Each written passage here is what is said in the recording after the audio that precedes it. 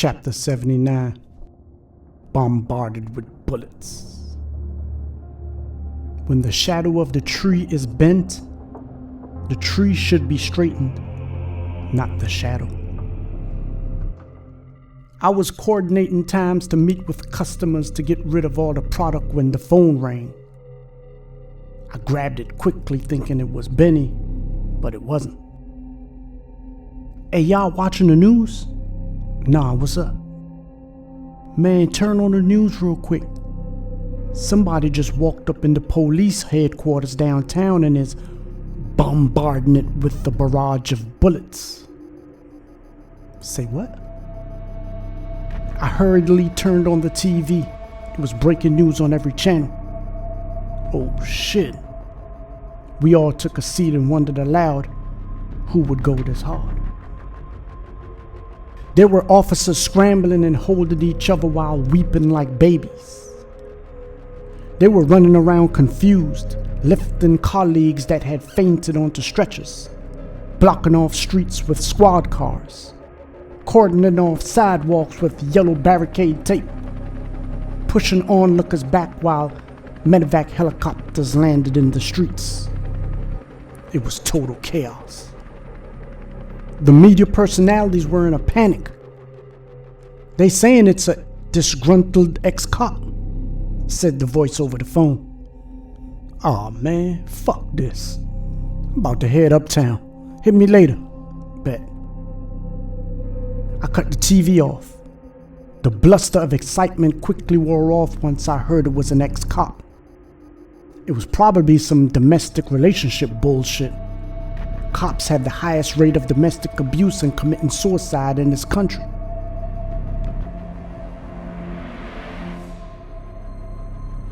Chapter 80. Lee's Law. If I can't live in peace, then I will rest in it. Benny was in this building a week earlier being interrogated by homicide detectives. Detectives, just doing their jobs, sometimes get a little carried away and become unnecessarily disrespectful. And Benny was heavy on respect. Disrespect wasn't tolerated and came with deadly consequences, no matter who you were or where you were located. Lee's would pay you a visit. This was Lee's Law.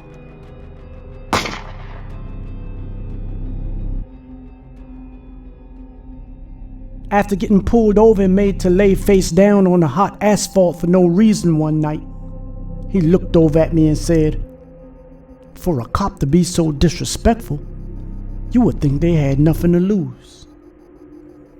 Maybe some of them felt that way, but most of them had mortgages, wives, car notes, college tuitions for their kids, dates for parent-teacher conferences, and more.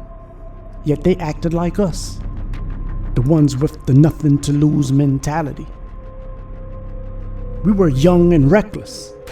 We feared nothing and no one. We carried high-powered weapons like wallets and would use them without blinking.